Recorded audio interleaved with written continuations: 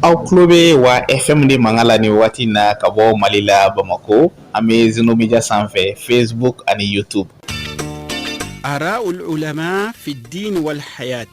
دون بوك حكلا ديننا أن ينميالا آراء العلماء في الدين والحياة دون بوك حكلا ديننا أن ينميالا ويه ولنداي نيبي تاليك ديننا أني كبريولا أني سيكو أني دونغولا أني حدما دونغا ينميا تابلو بلا جلنا آراء العلماء في الدين والحياة دون بوك حكلا ديننا أن ينميالا ويه ولنداي نيبي تمي شندي في شروع سانفي جمعو جمع k'a daminɛ nɛgɛ kaɲa 10 na ani miniti 5 fo ka taa bila nɛgɛ kaɲa 10 ani 2 la araul ulama fi din wal hayat dɔnnibaw ka hakilila diinɛ na ani ɲɛnamaya la o ye walanda ye min bɛ labɛn ka se aw ma aw balimakɛ musa baba sila fɛ fasalu ahla zikri in kuntum la ta'lamun sadaqa allahu alazim.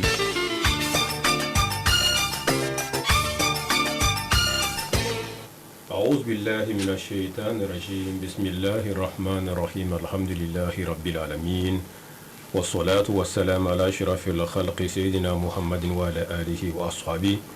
وأتباعهم بإحسان إلى يوم الدين والسلام عليكم ورحمة الله تعالى وبركاته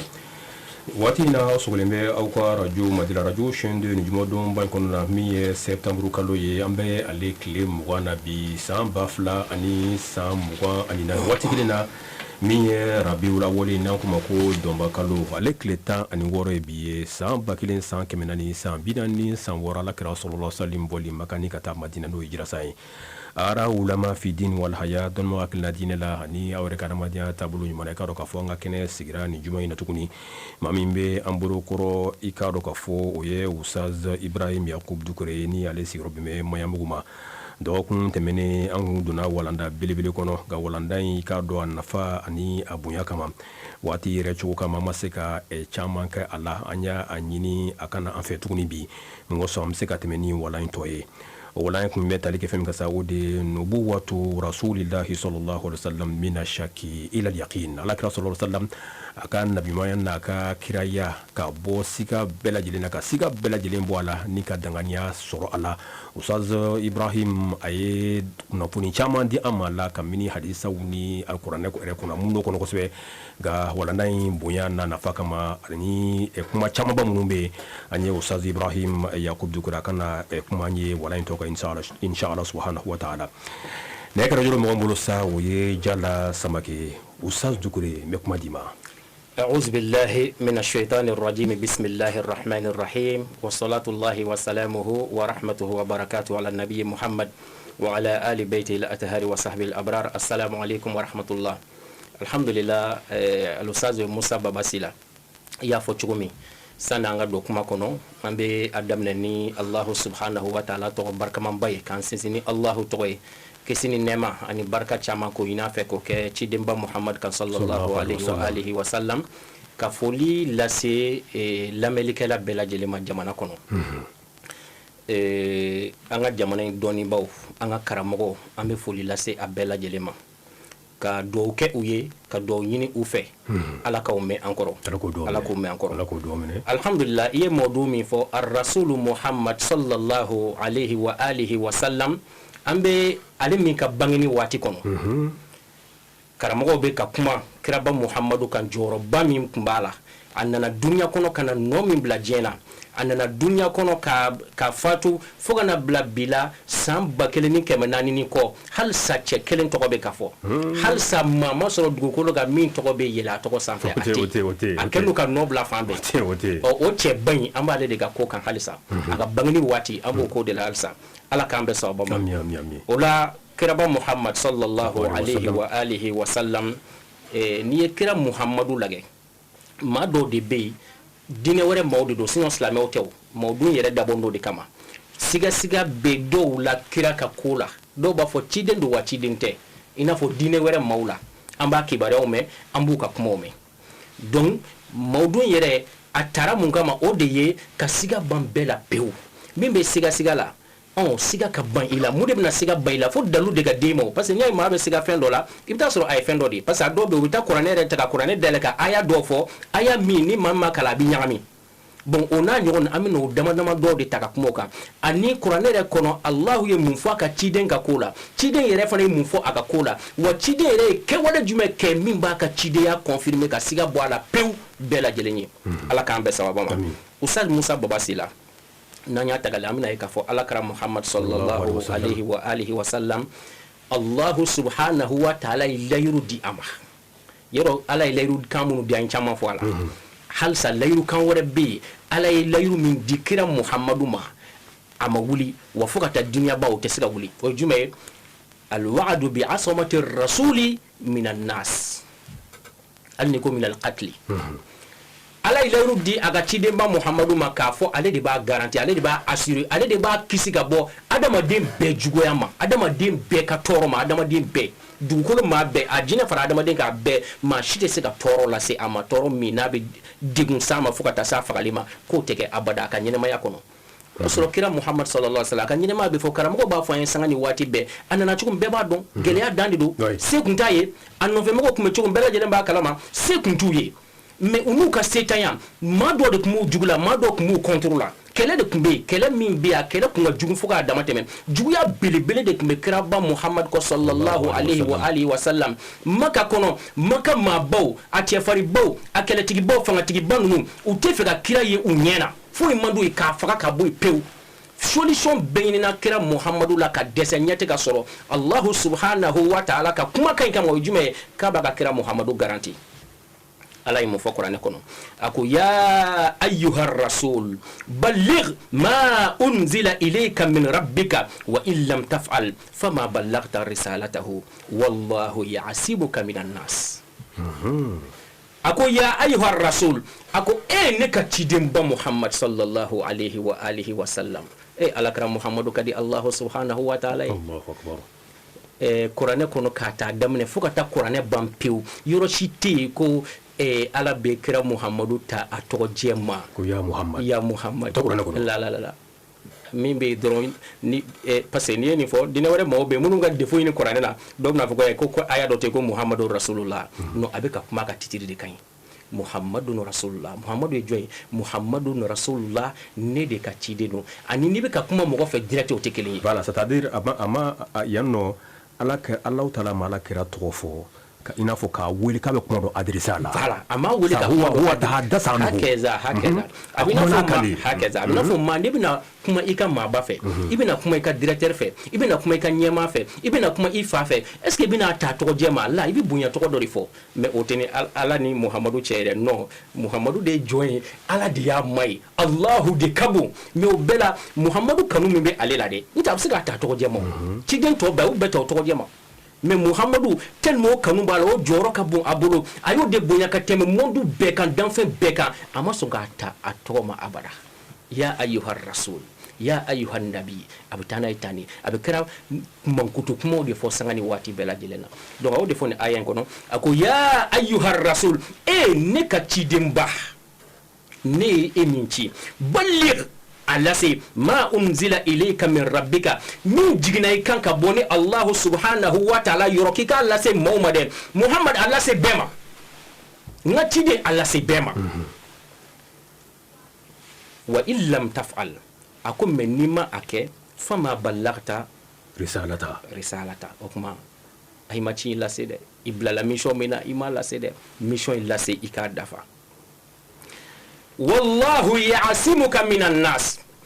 muna ala ni kuma ifo parce que juguya bo be kira no fe bela jelen ba kalama juguya be mbaga kawnu ka juguya anu ka nyewu anu ka kele be fe ki faga kana sara fonye utoy ne ala de be de nu che e blala mina ki ka ke muhammad o kedron atoto ni allah subhanahu wa ta'ala ma ne min te dese kula de ne de bina ikisi ki garanti kay bom kafiru nu ka juguya mo ka janfo mo ka plan juguma o ka nganya juguya ne bi garanti ka boni bela jelen ma che shitte min be da e faga muhammad sallallahu alaihi wa alihi wa sallam Quran kono suratul maida al aya 17 Allah subhanahu wa ta'ala ni fo kira ba muhammadu kale bi ba garanti wa kira wa make kira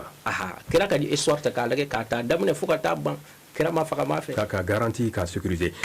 voilà mais Oustaz Doucouré et oui peut-être ala kira n'a pas été tué c'est-à-dire ma faga a fatura mort naturelle et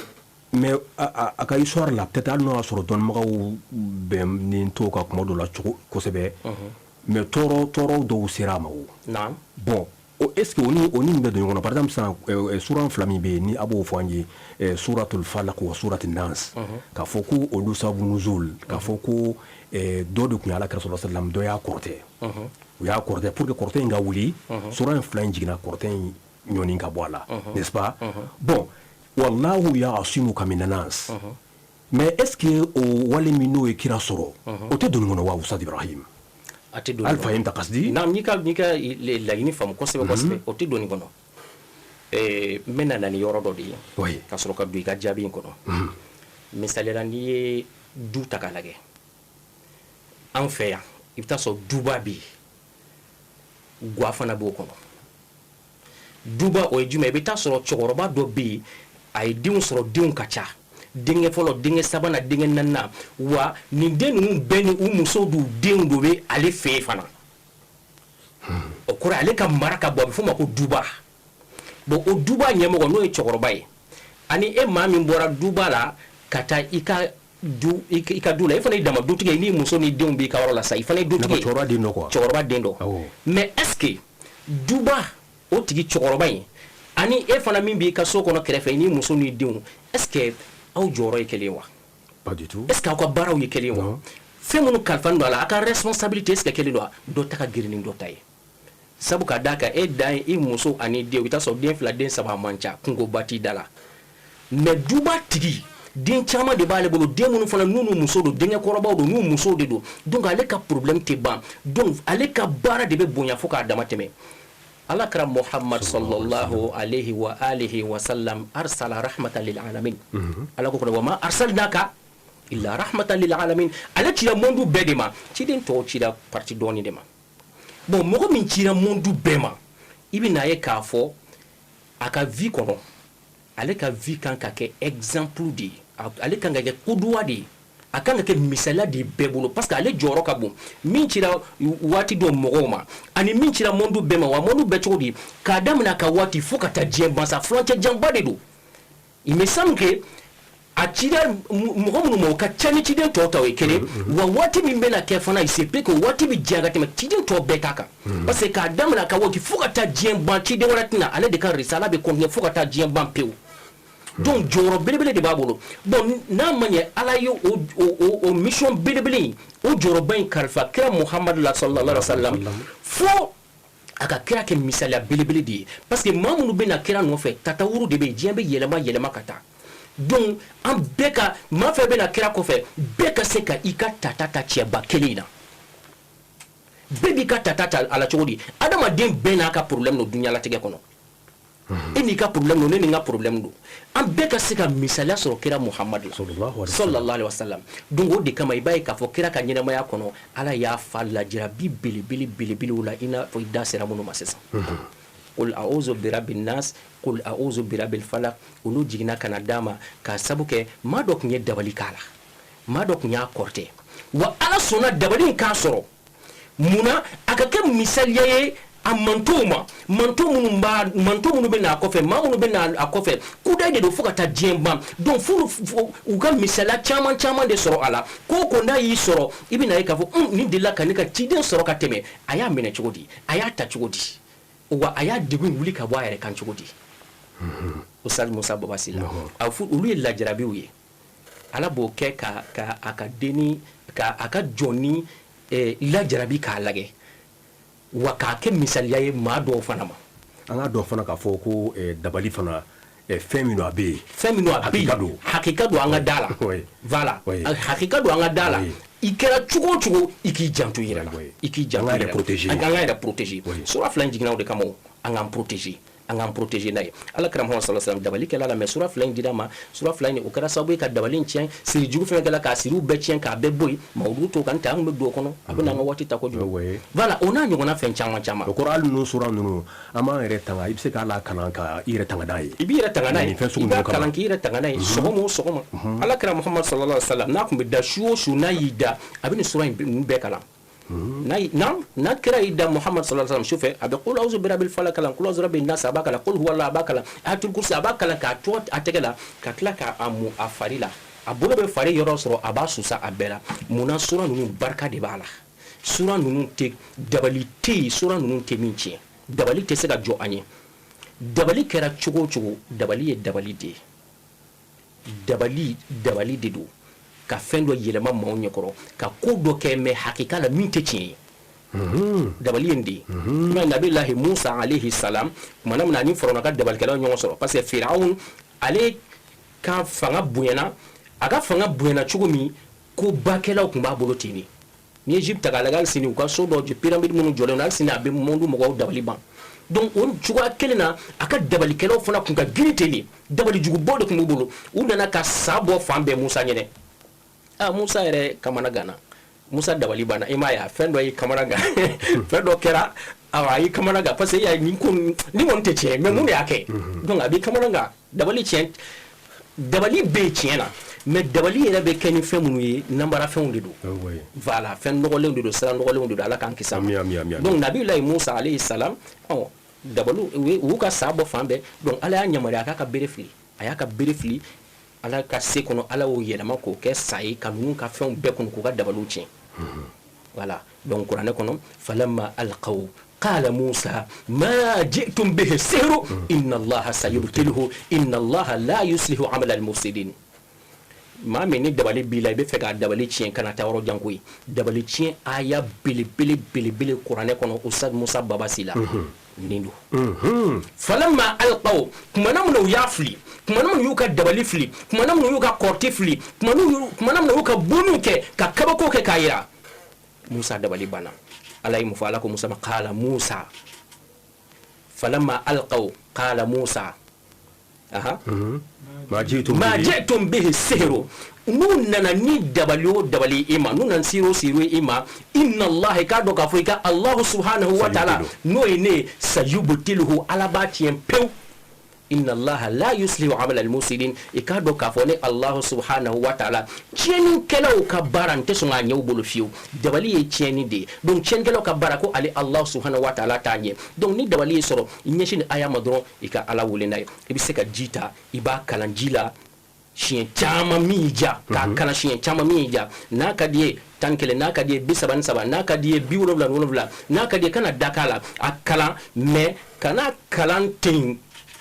tant que i ma sari f'i ka kalan ni concentration ye a ka sɔrɔ danganiya dan dafa n'o ye la limaniya b'i la i dan don ala ko la masa in dabali tɛ se ka jɔ a tɔgɔ ɲɛ a ka kumakan ɲɛ a b'a tiɲɛ i b'a kalan cogo de la k'a kalan ka a tu a la ka tila qul a'udhu birabbin nas ula uzu birabil fala ibo fana kalanga to ala sego damayira la naka de wolofla ula uzu birabil nas bo kalanga to ala ul huwa allah kalanga to ala ayatul kursi kalaka to ala Ustaz Musa Baba ikami iba min dore be lafiya santi Allahu akbar nala ka je insha Allah ta'ala ala kan be sababu mais yere mi fo c'est-à-dire dabali nunu ni fen nunu iba e namara ko do ko jugu fondo ke wala jugu do bo be fen munun ke peut-être mo munun ba ye a bɛ yɛlɛma ka kɛ olu ɲɛna fɛn wɛrɛ de ye a bɛ yɛlɛma ko ɲɛna k'a sɔrɔ olu yɛrɛ ye olu b'a ye k'a fɔ hibaliw don parce que k'u ka al-yusi wal hibal wala saharu ayun nas mais pourtant Musa kelen k'a ta fili mais o kɛra sa yɛrɛ de olu ɲɛna bon i b'a dɔn olu bolo sisan Musa aqwa minhum ay Musa yɛrɛ fana dabali banna parce que Musa b'a dɔn ale ta tɛ dabali ale tɛ mu'jiza voilà oui ala y'o d'ale ma k'o kɛ kabako ye ka bɛɛ kɛɲɛ ka dabalikɛlaw bɛɛ kɛɲɛ pewu ale ta ye ala ka kabako de ye n'a ka d'ale o bɛ to a nɔ na a tɛ yɛlɛma kɛ bere tugun Musa yɛrɛ dabali banna wala a kɛlen k'o kunu Musa n ka bere de o mais a kɛra sa ye ne t'o ko kalama sisan ne bɛ sa in ta cogo di ko k'a kana siran a ta justement c'est-à-dire sahara ninnu y'a dɔn k'a fɔ hakika b'ale bolo hakika b'a parce bolo que olu bɛ fɛn ninnu ye u b'a ye ni berew ye u b'a ye ni comment dirais-je ni juru ye mais Musa ka fɛn fili u b'o ye ni sayre de i ka kuma in ka ɲi dɛ dabalikɛla b'a ka baara dɔn u b'a dɔn olu ta ye dabali ye siga t'a la parce que u b'o ɲɛ dɔn o y'a dɔn Musa ta in fana nin tɛ dabali ye nin ye hakika voilà o de y'a to ko amanna bi rabbil alamin aw limanyala mondu bɛɛ tigi la rabbi Musa wa Harun Musa ni Harun ka ala ulu ma u bɛ ka Allahu min ko fɔ an ye dɛ wallahi an sɔnna ka tu Allahu kɔ an sɔnna Musa ni Harun na parce que tiɲɛ yɛrɛ ula kabako yɛrɛ ula ni kadi nango i y'a fɔ cogo min na an ka bɛ tɛmɛ ni fana ye ka segin ka na ala k'an bɛ sa ma nubuwatu Muhammad sallallahu alaihi wa sallam shaki ila yaqin hakaza ustaz Musa Babasila Allah subhanahu wa ta'ala ko aka ciden ma a bilala min na aka lase a to a ko to ale Allahuma min y'a garanti le k'a kisi ka bɔ maa jugu ninnu ma donc a ko to ale ala bolo a k'i ta kɛ ale b'i ta kɛ kuranɛ kɔnɔ Allah subhanahu wa ta'ala b'a fɔ a ko wa iz yamkuru bika allazina kafaru liyusbituka aw yaqtuluka aw yukhrijuka wa yamkurun wa yamkuru Allahu wallahu khairul makirin a ko ka kiraba Muhammad ma a ko wa iz yamkuru bika allazina kafaru a ko Muhammad kumana mina maka kafiri ninnu maka majuguba minnu bɛ ɲinina k'i faga ka kojugu k'i la kumana mina kuma o kuma n'u y'u ka dabalijuguw labɛn i kama k'u ka planjuguw labɛn e contre la Muhammad k'o bɛna e kama k'o bɛna i minɛ k'i sabati k'i minɛ k'i don kaso juguw la walima ka i faga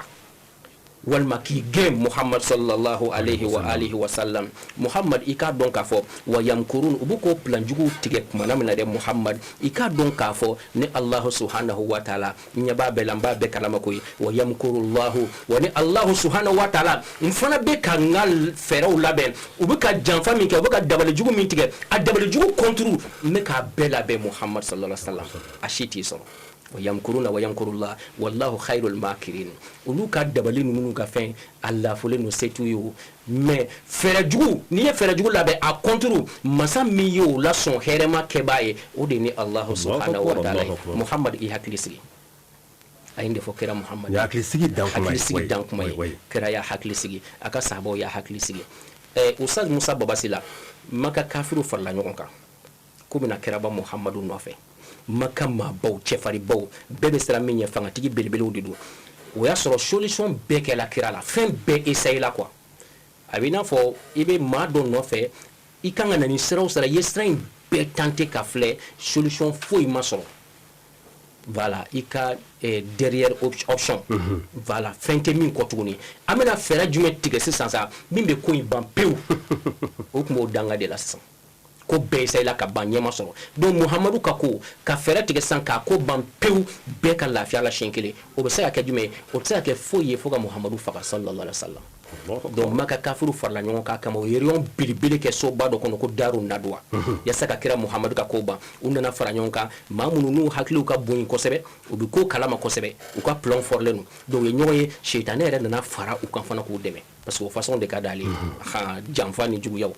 donc u nana bɛn mun kan ko bon Muhammad solution min bɛ a la sisan o de ye ka kira faga mais a bɛ faga cogo di ko bɛ yen de maintenant Maka kɔnɔ kabila ba fɛn fɛn bɛ yen a bɛɛ ka cɛ kelen kelen di cɛfari kelen kelen di min ja ka gɛlɛn a tɛ siran wa a bɛ kɛlɛ ɲɛdɔn a bɛ muru ɲɛdɔn o cɛfariw bɛɛ de bɛ taa fara ɲɔgɔn kan kira kama kira kelen kama u bɛɛ ka jɛn ka a faga ɲɔgɔn fɛ o la n'olu bɛɛ lajɛlen jɛnna ka kira faga ɲɔgɔn fɛ donc i b'a ye problème tɛna sɔrɔ parce que n'a ye maa kelen ci ko ka taa faga n'o taara faga a ka maaw bɛna wuli a kɔfɛ Ali bɛ yen Abubakar bɛ yen Omar bɛ yen o n'a ɲɔgɔn cɛfarinw b'a nɔfɛ olu dɔ bɛ se ka na wuli walima a ka kabila maaw bɛna fɔ k'u b'u ta sara min y'a faga o bɛ taa bin olu ka kabila kan k'olu faga ko mais ni kabila bɛɛ farala ɲɔgɔn kan ka jɛn k'a faga n'a ka maaw wulila k'u bɛna ta sara ko fɛn bɛ yen an b'a fɔ ye u tɛna se ka kabila bɛɛ kɛlɛ dɛ u bɛna mun kɛ u bɛna jɛn u bɛna fɔ k'u ye Ala minɛ n'u bɛ fɛn ɲini u bɛna ni sɔngɔ dɔrɔn de ɲini a banna donc problème tɛna wuli hali ni ye janfa belebele ye dɛ ni ne tigɛla kira kama wa tigɛla maa min fɛ u bɛnna de kan wa minnu bɛnna kan maadenw tɛ dɛ a don Maka kɔnɔ maabaw dama dama de don a kabiru Maka maintenant u y'a labɛn cogo min u y'a kɛ ten su kɔnɔ u wulila ka taa kira Muhammadu ni janfan bɛɛ bɛ ka kɛ Allahu b'a kalama a ɲɛ bɛ kira la a ɲɛ bɛ ninnu na a ye kuma min fɔ kira ye a b'a sabati wa iz yamkuru bika allazina kafaru li yusbituka muhammad n'u ka dabali jugu tere i kama ne ka ciden k'u bi n'i minɛ k'i datugu k'i sabati k'i bila kaso kɔnɔ walima k'u bi n'i faga muhammad o y'a sɔrɔ ni janfa ninnu de labɛnnen don kira muhammadu kama sallallahu alaihi wasallam walima k'u b'i labɔ muhammad wa yamkuruna wa yamkurullah wallahu khairul makirin kuma la suruna u nana fo kana se kira ka da la ala ma sɔn debi janfa bɛ ka latigɛ kuma min na n'a kun ka di ala ye ala b'a fɔ ko kira ka bɔ joona o maa dɔ yɛrɛ bɛ se k'i ɲininka ko munna ala m'a fɔ kira ye joona bɔ i ka taa madina i ka ninnu ka dugu to i bolo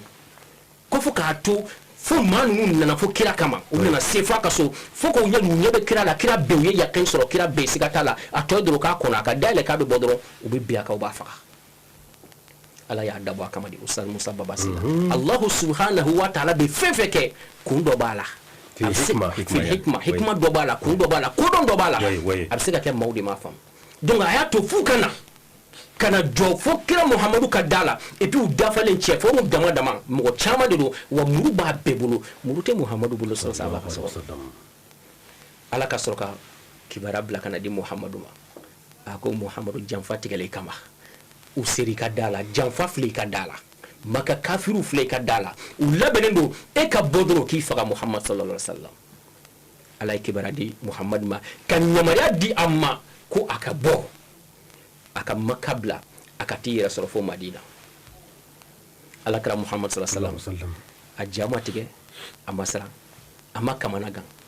a n'anw do jawuli da ye dɛ mɔgɔw dalen cɛfarinw nalen jɔ i ka dalen yɛrɛ ɲɛ b'u la kamalenkɔrɔ kɔgɔlen muru b'a bɛɛ bolo i kama maa kelen tɛ fo maa caman n'i bɔra dɔrɔn u ni ka jugu u kalikan don i bɔra dɔrɔn u b'a jigin o b'i faga de o ma nɔgɔ de hali ni dan don ala la sa i kɔni bɛ bɔ mɛ yɛrɛ dɔɔni ala k'an bɛ sa bɔ kiraba muhammadu ma siran a ma yira mun don ala ye kuma minnu fɔ ale b'o dɔn ala ye ale de ci kana mundu bɛɛ ma ale b'o dɔn siga foyi t'o la wa ala y'a a sabata ye fana ka layiru di a ma k'a fɔ foyi t'a sɔrɔ ale de b'a garanti mission bɛ accompli de mission fa ka accompli de haza wajib jagoya don ye fa ka se diɲɛ bɛɛ ma i n'a fɔ a nana an ma cogo min ta donc muhammadu a y'i basigi a ko ali ma o k'i da ale dayɔrɔ la ali ibn abi talib radiyallahu anhu donc o y'i da birifini birilu la kira muhammad a ma siran a y'i taamana ka na se fo da la a y'i dayɛlɛ a bɔra a m'alu jateminɛ hala m'alu jate maa ye a ye dayɛlɛ a ye bugurimugu de ta ka bugurimugu ka tigɛ sɔnya dan quoi i n'a fɔ u b'a fɔ cogo bamanankan na maa minnu nana i fagali kama dɛ ka bɔ bugurimugu muru t'a bolo muru b'u bɛɛ bolo a bɛ ka bugurimugu de funfun u kun na ka taa ka yasin kala a'udhu billahi minash shaitanir rajim bismillahir rahmanir rahim ياسين والقرآن الحكيم إنك لمن المرسلين على صراط مستقيم تنزيل العزيز الرحيم لتنذر قوما ما أنذر آباؤهم فهم غافلون لقد حق القول على أكثرهم فهم لا يؤمنون إنا جعلنا في أعناقهم أغلالا فهي إلى الأذقان فهم مقمحون وجعلنا من بين أيديهم سدا ومن خلفهم سدا الله سبحانه وتعالى وجعلنا من بين أيديهم سدا أي براجي أي أدتكم يكون يفعل كان يوم datugu pe wa min khalfi stadda ko fe fana ka datugu uti yeli ke kira muhammadu fula abeka buruku nyena abeka buruku kuna abeka tama kuna unya wale numu nyeta la utesiga ye waja'alna min bayni aydihim saddan wa min khalfihim sadda fa aghshaynahum fahum la yubsirun tesiga yeli ka udatugu la pe fahum la yubsirun uti yeli ke fo kira muhammadu ka takuma mi utesiga yu nyena ni wati parce muna juguya bu kono ka shin ama sallallahu alaihi wasallam kira muhammadu kira ala akawati ala yo koba ke ayi ni wulila kama ni juguya façon do ye juguya mi ala ya do ibina juguya kala ni yorola ayi inyata yi akara ni do min tabana ni ummu jamil fana che o fana be o fana nana kama dono ni chuko kele no fana masega yi asilinde na ala kaje ni ayi wati soranda buna sa kuma men yorola ngatani kira mu fo akoshahatil wujuh ay kalanke ka buruku nyena ko shahatil wujuh ko nyadaw doyala nyadaw majigina aw nyada no munun be ka juguya takani muhammadu segere aw nyada munun te fuye ala bulu nyadaw doyala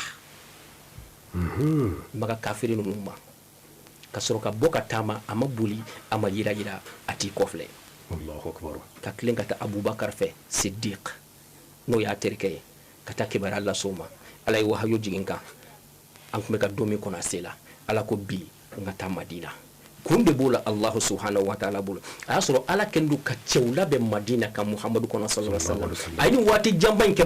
makakaw banna ko an tɛ sɔn ala la i nana ni ala ko min an t'a la anw b'an ka jo de bato an bɛ to an fa siya de kan an y'an fa sɔrɔ sira min kan an bɛ to de kan an ka jo kafiriya in an bɛ to de kan an tɛ tugu ko muhamadu ka ko bɛɛ kɛ u ma sɔn ka taa tɔyifa olu fana ma sɔn ko gɛlɛyara Allahu subhanahu wa ta'ala y'i tunna kira sabari la ala ye labɛnw bila k'a kɔnɔ madina ka sɔrɔ ka kibaruya ɲamara di a ka bɔ ka taa madina a bɛ taa sɔrɔ ansaru bɛ yen olu pɛrɛlen don k'a kɔnɔ a bɛ na dɔrɔn olu bɛ sɔn a ye bɛ tugu a kɔ k'a dɛmɛ dan bɛɛ la ka tila ka limaniya la a nana ni minnu ma ka limaniyaw la limaniya dan bɛɛ la Ustaz Musa Babasi k'o ye nin de adamaden ni sabari la sabari kɔ ye hɛrɛ de sabali kɔ ye hɛrɛ de ala k'an bɛ sababa ma ala kira Muhammad sallallahu alaihi wasallam a bɔra nin cogo in na dɔnnibaw ye nin de fɔ ko ni ala kun y'a to kafiri ninnu ka ɲamara di Muhammad sallallahu alaihi wasallam k'a ka bɔ ka sɔrɔ maka kafiri ninnu mana a kama ko maka kafiru kun bɛna kumada sɔrɔ k'ala tɛ fɛ u ka kumada sɔrɔ Muhammadu kan quoi sallallahu alaihi wasallam nin bɛɛ kira ka bonya de ye ala yɔrɔ nin bɛɛ kira kanu ye ala yɔrɔ u kana ale kumada sɔrɔ Muhammadu kan k'a y'a to de f'u kana ko n'a kun sɔnna k'a fɔ ko Muhammadu ka bɔ kafiri ninnu kan na kana sɔrɔ ko Muhammadu taara a mɛnna u b'a fɔ ko Abdullah ko a ka ala ye min fɔ a ye kuranɛ kɔnɔ k'a b'a kisi ka bɔ o ma an tɛ se k'a faga k'o kuma olu ma sɔn mun na parce que k'a bololu ɲɛ de n'olu kun nana sɔrɔ a fɛ yen a don olu b'a faga mais a bolila ka sɔrɔ olu ma se donc ko kuma in o kun bɛ ala ka kuma in langari ala ye u to yen f'u ka na fɔ Muhammadu ka da la sallallahu alaihi wasallam Muhammadu tɛ boli aw ɲɛ ne ka ciden tɛ boli aw ɲɛ kana aw ɲɛ da aw kan aw fanga ka bon n'a ta ye aw ka ca n'a ta ye aw ka muru ka ca n'a ta ye a kɛlen pe don mais aw tɛ se a la a tɛ se ka juguman foyi k'a la a tɛ se ka tɔɔrɔ foyi k'a la wa ka tila k'a kɛ u yɛrɛ ɲɛ yɛlɛ fana a bɔra ka buru k'u kun na nin cogo in na tan ka u dɔgɔya nin cogo in na tan ka lagosi bɛɛ da u kɔ nin cogo la tan ka tila k'i kɔ don ka taama ka taa fo a mago bɛ yɔrɔ min na fo ka taa se yen maka kafiri ninnu kira janfalen tuma min ala yɛrɛ b'a dɔn hali n'u wulila u tɛ se ka kun a la u tɛ se k'a sɔrɔ tuguni sunɔgɔ y'u bila u y'u ɲɛ yɛlɛ u bɛ ka ɲɔgɔn lajɛ u bɛ buguri fura ka bɔ ɲɔgɔn na u dabali banna Muhammadu taara min u kɔni y'a dɔn ko dɔ kɛra mais mun de kɛra u bɛɛ dabali banna u ka sɔrɔ ka lajɛli kɛ k'a sɔrɔ Ali de bɛ kira bɔra a mɛnna a kɛra u bolo maloya ye a kɛra u bolo kumasuru ye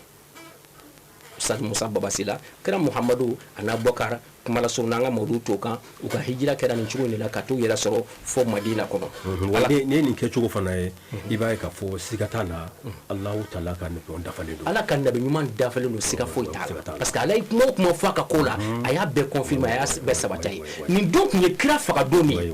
ni janfa fɔsɔn mana tigɛ mɔgɔ o mɔgɔ kama i tɛ bɔ a la e bɛ dugu min kɔnɔ dugu in maabaw dama dama e ma bɔ dugu kɔnɔ e bɛ dugu kɔnɔ ka da tugu i da la tan ka na jɔ f'i ka so da la da wɛrɛ tɛ yen e bɛna bɔ da min fɛ o bɛ yen de nin ye janfa jugu ye dɛ ni tigɛla mɔgɔw ma kama ala k'an kisi n'ala ma fɔ i ka kɔni i bɛ to ala de ten réunion min kɛra c'est-à-dire elle s'est tenue en toute discrétion fi siriyatin mutlaqatan c'est-à-dire u taara ka taa i daruna dɔ min fɔ u taara ka taa réunion kɛ maa si t'a kalama ni maabaw dɔrɔn tɛ maabaw dɔrɔn ko y'a kɛ discrètement wala a tɛ bɔ kibaruya tɛ bɔ fo an bɛnna min kan fo ka exécuter kuma min fo kira ka faga kuma min donc maaw bɛ sɔrɔ ka bɔ a ko kalama sisan ala b'a bɛɛ kalama ala b'a bɛɛ kalama fɛn tɛ dogo ale la ale ɲɛ b'a la a b'a bɛɛ kalama donc ala kɛra Muhammad sallallahu alaihi wa sallam a bɛ nin cogo in de la Allah subhanahu wa ta'ala b'a fɔ kuranɛ kɔnɔ a ko fa in kana lakum kaydun fakidun Muhammadu ko maka kafiru ma fa in kana lakum kaydun maka kafiru ni aw bɛ se ko la n'aw bɛ se janfa la n'aw bɛ se dabali la a bɛ ka ne Muhammadu kɛlɛli min kɛ a bɛ ka juguyali min kɛ a bɛ ka juguya minnu ta k'a lase ma ko fɔ a ko n faga kan do ta kan bɔ tan ni aw bɛ se ko la n'aw bɛ se janfa la fakidun a y'a kɛ na kɛ a ye tɛmɛ n'a ye dɔrɔn i n'a fɔ i ko maa ma e y'a dɔn maa min bɛ k'i juguya kɛnɛ kan ka debi dugu la fo ka n'a da kɛnɛ kan i ye panpara pa juguya panpara pa de tun bɛ kira kɔ ko ye Abdullah ta an bɛna s'a ma n'Ala ka jɛ ani juguya kan maka maaba ninnu u bɛ kira juguya kɛnɛ kan u tɛ fɛ k'a ye u ɲɛna a ko bɛ ka juguya min kɛ dɛ a ye continuer aw kana dabila n'aw bɛ se a y'a kɛ nin kɔrɔ ye di aw tɛ se mun na parce que a b'a dɔn ale ka Alahu donnen don ale n'u cɛ u tɛ se n tɛ kira kun tɛ kɛlɛkɛla ye o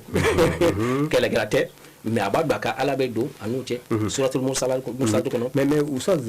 Ibrahim par exemple ni i bɔra a ka hadasu min na n'o ye ninnu ka simaw ye liqatlihi mais o sɔrɔ alakira sallallahu alaihi wasallam ko ka dankari ala ka k'u b'a faga bon alakira an bɛ se k'a fɔ hali ni a ma kɛ a ka mujiza ye mais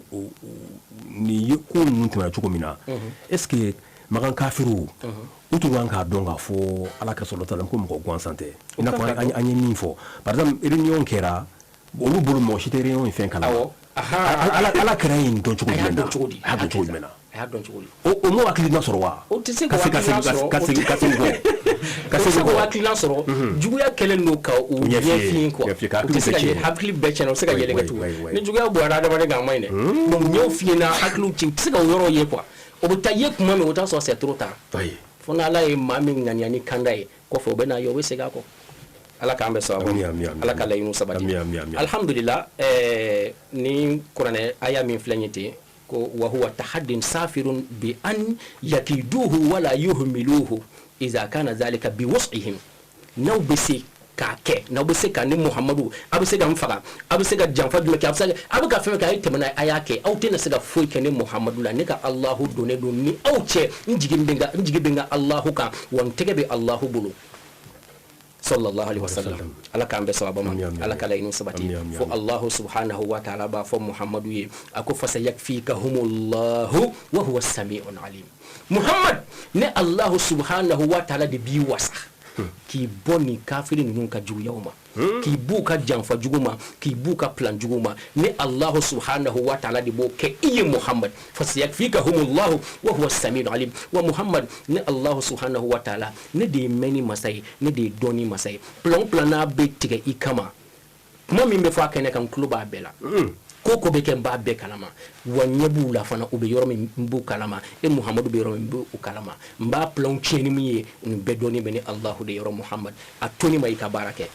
ala k'an bɛ sababu ma ala ka laɲiniw sabati a ko muhammad ma fasda bima tu'mar wa a'rid adil mushrikin muhammad i bilala min na a kɛ dɔrɔn tɛmɛ n'i ka baara ye a da kɛnɛ kan diinɛ in da kɛnɛ kan kafiruw ye foyi tɛ se ka bali ne de y'i bila la ni allahu setigi de y'i bila la muhammadu a kɛ kafiri ninnu to yen i kɔ d'u ma mushriku ninnu to yen u kɔ d'u ma u to yen a kɛ i n'a fɔ u tɛ yen i ka baara kɛ muhammad sallallahu alaihi wasallam ko to ni ala bolo inna kafaynaka almustahzi'in muhammad minnu bɛ k'i moquer i la ten almustahzi'in minnu bɛ k'i moquer i la maka kɔnɔ k'i darabɔ ka kuma jugu fɔ i ma ka janfa jugu k'i la u bɛ plan jugu bɛɛ tigɛ u b'u moquer i la k'u ɲagari bɔ i la muhammad n b'i wasa ka bɔ i ma o to ni ma tɛmɛ n'i ka baara ye muhammad sallallahu alaihi wasallam ustad musa babasila n'i y'a ta k'a lajɛ ala ye min fɔ k'ale bɛ kira garanti ka bɔ maaw ka tɔɔrɔ ma u ka fagali ma maa minnu ye muhawala minnu kɛra li qatli rasul sallallahu alaihi wasallam a ka ca fo k'a dama tɛmɛ an ye fɔlɔ fɔ o ye jumɛn ye hijira don o muhawala de tun ka girin ni muhawala bɛɛ ye tentative minnu kɛra kira kama yasa k'a faga k'a ko ban pewu o ye u ye janfa min sigi cogo la ka n'a nɔfɛ f'a ka da la k'u bɛ n'a faga ni ala ma sɔn ni ala y'a b'u ka janfa la kira muhamadu bɔra n'a bɔ ka taara ka taa madina o ye hijira ye o muhawala de giriya la fo k'a dama tɛmɛ muhawala wɛrɛw bɛ yen nɔ minnu kɛra kira la k'u k'a faga a dɔ ye jumɛn ye don dɔ ala kɛra muhamadu sallallahu alaihi wa sallam a n'a ka sahabaw u bɔtɔ do kɛlɛkɛyɔrɔ u bɛ ka segin u segintɔ u sera yɔrɔ dɔ la u y'a laɲini k'a fɔ b'u reposer donc u jiginna ka bɔ yɛlɛnkanfɛnw kan k'u sigi sumaw la u bɛ ka sumaw ɲini k'u sigi k'u reposer u sɛgɛnna olu ka waati n'i bɛ taa yɔrɔw ka jan a bɛ taa so de la dɔw bɛ taama dɔw bɛ yɛlɛ ɲɔgɔnmɛ kan donc aw b'a reposer sira fɛ a bɛ jiw min a b'aw lafiya a bɛ tila ka wuli donc u sigi kira muhamadu gɛlɛla yiri dɔ la yiri suma dɔ ka gɛrɛ yiri na k'i kɔ sɛmɛ yiri na k'i reposer kira tor'o la sunɔgɔ y'a ta a sunɔgɔ la sahabaw a ka kɛlɛcɛw jɛnsɛnna yɔrɔw la ten kira kelen bɛ nin yɔrɔ in na kafiri dɔ de fana tɛmɛtɔ ɲɛ taara da kira muhamadu kan sallallahu alaihi wasallam a ma da la a gɛrɛla ka n'a lajɛ k'a sɔrɔ muhamadu min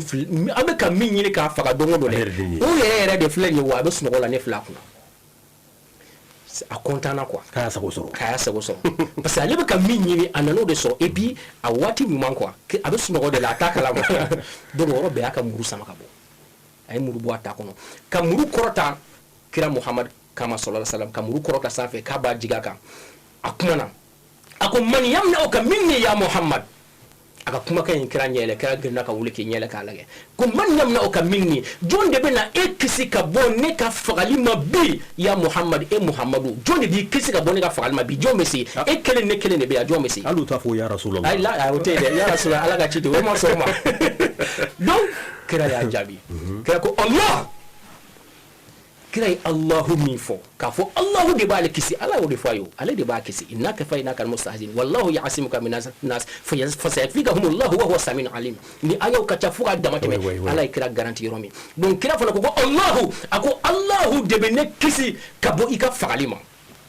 seti Allah subhanahu wa ta'ala kuma kan dona ce hakila ka ta duskuna ka sina jatiga de blache la ti ce jatiga kit ce tura be yere fo muru kala la ka bindu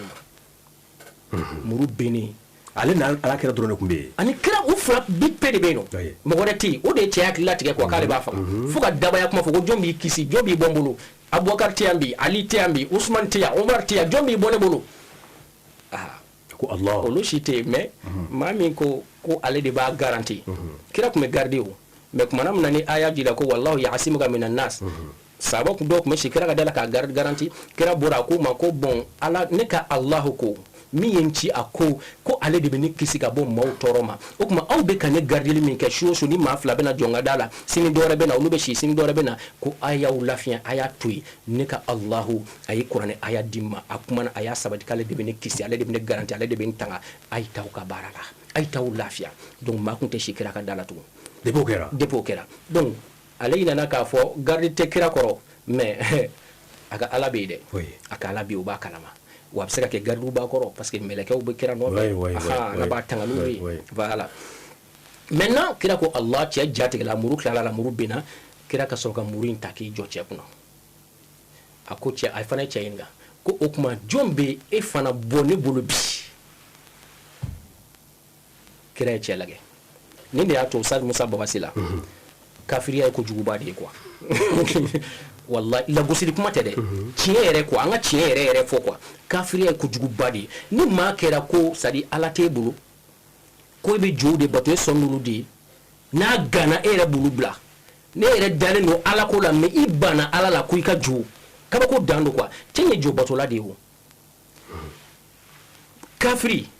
mun be islamen kafiri bonyona kira yɛrɛ ka fanga sɔrɔ kafiru kan maga kafiru kan ani akal sabo u ka se sɔrɔ ka silamɛw ka se sɔrɔ kafiru kan a sɔrɔ mun de fɛ ko limaniya de don fɛn dɔ de bɛna dusukun na ko limaniya ka da ala kan ka da ala ko la ka sabati ala ko la ka jigi bɛɛ da ala kan n'o kɛra cɛw tɛ dusukun fara limaniya la maaw tɛ se la maa o maa n'i ta ɲɔgɔn t'o la a tɛ se ka se la cogo si ni différence de bɛ silamɛw ni kafiru cɛ a tɛ se ka se la wal aqibatu lil muttaqin qur'an kono ko be laban ala yesranya tadila ala yesranya jonta moma ni kala ala yesranya jonye hal ni bigala bi kan toro do bi kane dak ala ka fo ko laban tay wal aqibatu lil muttaqin ko be laban ala yesranya bawdi tala ala do fo qur'an kono wati wuli ala ka ambe sawaba donc limanya kelo ka kira labo cey muruta ka jokira kuna ko jombe kisi kira ko Allah kira masra mais sisan kira muru jo cɛ kunna ko jɔn bɛ e fana kisi ka bɔ ne ma limaniya tɛ kafiri yɔrɔ a ko la ahada a ko maa foyi tɛ se foyi a bɛ k'o fɔ a bɛ ka yɛrɛ dɛ parce que jigi t'ale la o fɛn tɛ yen ko ale kɛ n'o k'a ka danaya bɛɛ da min kan k'a tɛ wuli o tɛ yen. peut-être souvent i b'a sɔrɔ komi maloya yɛrɛ fana t'u la komi jogoba min bɛ kira la a dɔw yɛrɛ peut-être u pɛrɛnnen k'a fɔ yɛrɛ a kira kɛlen k'a ɲininka jɔnni fana bɛ e fana kisi ka bɔ ne bolo bi a bɛ se k'a fɔ ala kɛra bon Muhamad fana kɛra i ka yafa ye sa parce que o ala kɛra juguba ye n'a fɔ magan dayɛlɛli la voilà o b'a fɔ u ye min k'a la kunun mais bi u yɛrɛ u y'a fɔ u y'u jɔn ala fɔ o anw tɛ dɔnni foyi ye ni masɛbɛya tɛ ni masɛbɛya tɛ dɔw y'a minɛ voilà ala k'an bɛ sa i ka kuma ɲɛna kosɛbɛ donc cɛ ma se ka foyi kɛ ka kira jaabi kira ko jɔn b'i fana bɔ ne bolo bi la ahada ko foyi tɛ se maa si tɛ yen min bɛ se Muhamad kira y'a to yen ale ni kira tɛ kelen ye i filɛ ka kira kuma min fɔ kira ka jugubaw kira alafu wa innaka la ala khuluqin azim Muhammad sallallahu alaihi wasallam i bɛ juguba de kan ala yɛrɛ y'i kale kira ka jugu la quoi kira ka vie falen no jugo baw de la quoi ka ke kodwa ka ke exemple ya mbulu an ga se ka la dege quoi kira ka yafa kun dama temena quoi aka hine kun dama temena aka majigi kun dama temena aka sabali kun dama temena che mina faga da dun machiti mais ala mason ale se soro che ka sisano on abena monke ay che ni ga che ko mate membi boni bolo ay muru jigi ako che man bi to yikata te foikila ay yafara ama chere o ma daro soro che farila quoi nin kira ma o mala ti daro soro farila ijugu ikmina faga ay se soro ka ama sungi faga ya to mais e ba don ne kun sira sika foi tala iba faga di donc kira che blakata Oustaz Moussa Babasila o cogo kelen muso dɔ fana bɛ toujours mun ye tentative kɛ k'u bɛ kira Muhamadu faga sallallahu alaihi wasallam ni ala ma sɔn fiyewu ala dunu bɛɛ n'a cɛ parce que ala y'o garanti kira ye o tɛ kɛ a tɛ kɛ jamais de la vie muso dɔ fana bɛ yahudiya muso don ale ye mun kɛ ale ye solution bɛɛ kɛra kira la ɲɛ tɛ ka sɔrɔ ale ko bon b'a empoisonné an ye fɛɛrɛ bɛɛ kɛ dabaliw kɛra a la a ma faga janfaw kɛra k'a essayer ka taa bin a kan k'a faga ka so ɲɛma sɔrɔ la an y'a essayer k'a tɔgɔ tiɲɛ ɲɛma sɔrɔ la an ye lebu façon bɛɛ d'a kan ɲɛma sɔrɔ nin si la ko sisan an ka empoisonné k'a faga donc ale ye sogo dɔ labɛn ka sogo in dilan ka ɲɛ ka poison juguba de kɛ sogo in na ka taa ni sogo ye ka taa di kira Muhammad ma sallallahu alaihi wa sallam a k'a dun n'a kun ka di ala ye a kun bɛ kira la kibaruya depuis muso in bɛ ka sogo in labɛn kuma min k'a fɔ poison dɔ bɛ ka labɛn i kama a bɛna d'i ma nin dun ala ye kira to yen fo kana di kira Muhammad sallallahu alaihi wa sallam wa kira y'a dun maintenant kira kelen k'a dun a donna k'a fɔ poison b'a la u ye muso in minɛ muso in minɛnen ala kira Muhammad sallallahu alaihi wa sallam a ye muso ɲininka a ko mun de y'i bila nin na a ko mun de ye muso bila in na donc muso ye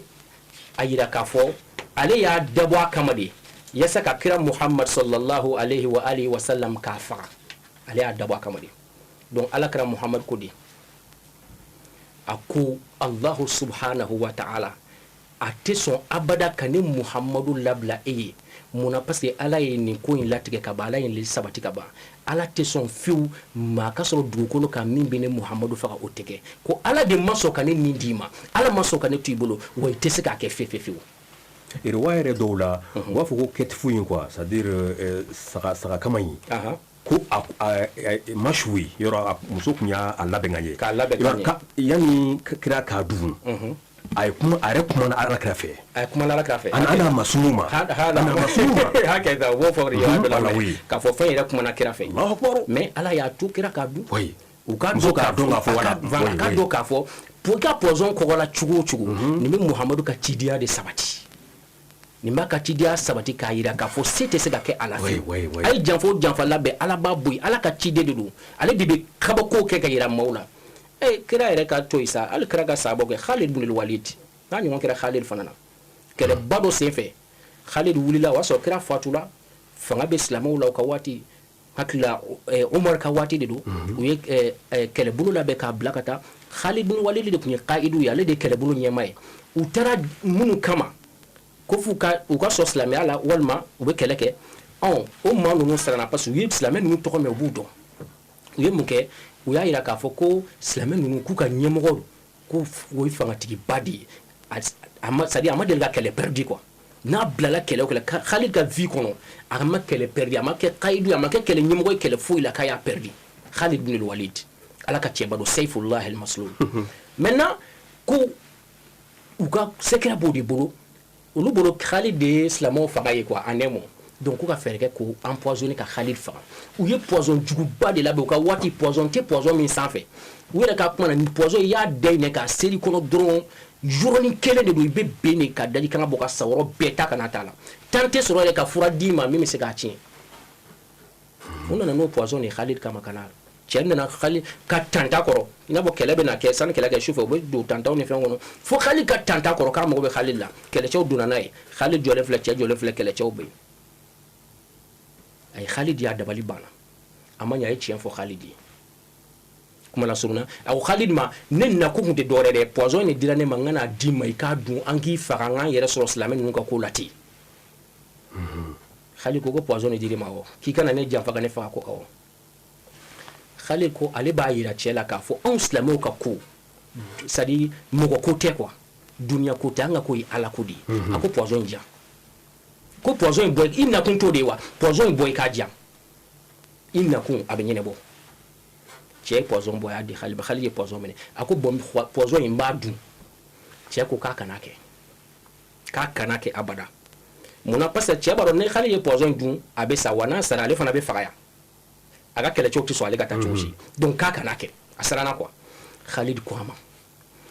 k'a yira aw la k'a fɔ anw bɛ min na ala ko hakika de don ala de y'an bila a ka baara la ala ko hakika don poison in jan k'a dun e k'a dɔn k'a fɔ anw mana aw nɔfɛ an yɛrɛ kama an nana aw nɔfɛ ala ko de kama aw ka sɔn ala la a ka tugu ala ko a ka ala bato anw ka baara nin de ye mun bɛna o yira e la sisan dɛ anw ka ɲini fɛn tɛ aw ta ɲɛ anw ta tɛ dunuya ko an ta ye alahu ko de ye poison Khalid y'a minɛ a ye poison in don a da a y'a dun a kɛtɔ k'a dun a kan ka min fɔ a y'o fɔ k'i jigi sɛbɛn ala la min kan ka fɔ a y'o fɔ a y'a dun cɛ siranna cɛ jɔlen fa bɛ yɛrɛ dɛ mais Khalid y'a dun foyi ma kɛ foyi den kelen ma kɛ cɛ y'i jɔ Khalid kan ka sa jɔnin kelen de don y'a dun dɔrɔn i bɛ sa foyi ma kɛ cɛ ka sɔrɔ k'a fɔ de la a ko Khalid ma a ko wallahi ko ɲin kali a ko masa min y'aw ci kana ɲin kali ko aw ka nin ko in aw bɛ baara min na aw ka nin diinɛ ko nin bɛ taa fo yɔrɔ la maa ma sigi ni yɔrɔ min ye foyi tɛ se ka jɔ nin ko in ɲɛ munna cɛ y'a dɔn k'a fɔ ninnu bɛ tiɲɛ yɛrɛ yɛrɛ de kan n'i y'a ye bɛɛ bɛ sɛbɛn ɲɛ o bɛ ka se sɔrɔ gansan tɛ nin tɛ kɛ gansan fiyewu ala k'an bɛ sɛbɛn a fatura bana dilan kan maa si ma se k'a faga k'a sɔrɔ sayidu suya tun ka d'ale ye ale tun bɛ fɛ a ka faga kɛlɛbolo de kɛlɛ de kɔnɔ parce que kɛlɛ cɛfarinba don ala k'an bɛ sababa ma mais Ustaz Ibrahim u b'a fɔ ko fɛn ko ala kira sallallahu alaihi wasallam ko a bɛ ni baravuruba in yɛrɛ bɛɛ la Khalid ibn Walid k'ala kira kunsigi dɔ tun b'a bolo k'a tun bɛ i yɛrɛ protéger n'o ye kira kunsigi ko tɛ gansan ye ko ye ko tɛ gansan ye ko tɛ gansan ye ala kira Muhammad sallallahu alaihi wasallam i y'a fɔ cogo min a sabatila Khalid ka waati kɔnɔ kɛlɛ cɛfarinba tun don ala y'o bonya k'a ye quoi ala y'o bonya k'a ye kɛlɛ cɛfarinba tun don mais o bɛɛ n'a ta gundo tun b'a bolo i n'a fɔ i y'a fɔ cogo min a ye mun kɛ kira kunsigi parce que ni kira tun y'a kun gana walima k'a peyi ka dɔ bɔ a si la o n'a ɲɔgɔn si minnu bɛ bɔ sahabaw bɛ girin a kan parce que barika de b'a la ala ka ciden de don barika b'a kunsigi la ala ye cɛ min kanu ka tɛmɛ dugukolo maa bɛɛ kan o de kunsigi filɛ cɛ min ni ala y'a garanti ko wallahu ya'simuka minan nas k'a tɛ faga o kunsigi don donc Khalid y'a faamu k'a fɔ nin kunsigi ne fana ye nin bila n fari la n tɛ faga maa tɛ sen na munna parce que kira kunsigi dɔ don wa non kira yɛrɛ dɔ de filɛ nin ye Allahu akbar kira yɛrɛ dɔ de filɛ nin ye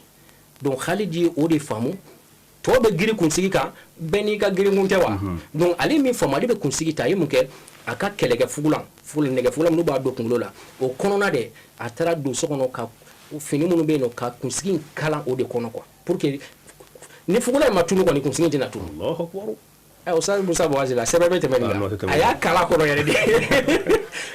a bɛ fugulan in de don a kun na ka taa kɛlɛyɔrɔ la donc n'a taara kɛlɛyɔrɔ la n'a ɲɛ dara cɛw jɛ ani cɛw cɛ mana ɲɔgɔn sɔrɔ a ka haiba yɛrɛ tɛ kun i la fɔlɔ kuma tɛ i ka sa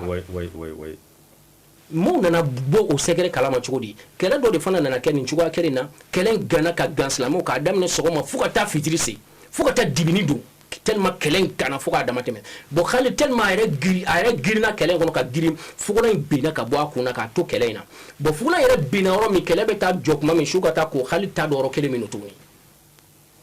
donc a ye kɛlɛ kɛra kɛnɛ minnu kan a yɛlɛla ka yɔrɔw lajɛ fugulan ma se ka ye a ko kɛlɛbolo ma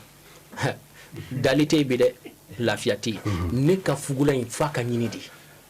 ale de kɛlɛ ɲɛmaa ye donc a ye kɛlɛbolo de bila ka fugulan in ɲini k'a ɲini kɛlɛ min tile banna kɛlɛ min na a bɛ ɲɔgɔn dɔn girigiragiri yɔrɔ kɔni maa tɛ se k'o yɔrɔ kelen fɔ a bɛ taa yen a bɛ na a bɛ yɔrɔ ka ca a bɛ ɲɔgɔn gɛn ka taa donc u ye yɔrɔ cɛ ka fugulan ɲini fo ka t'u sɛgɛn dan bɛɛ la u ka sɔrɔ ka taa fugulan ye fo yɔrɔ jan dɔ la unai amanyo khalinya ako me anga nyama fugulan kele nyofe iyam blani chugwa ina kani barab an klina kele la kwa kla fugulan kele ga ni fugulan kacha ako asababu yemu ako aha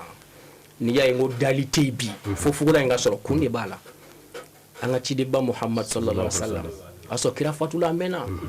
ako ka to aka nyinema ya kono afari la fin akunsigi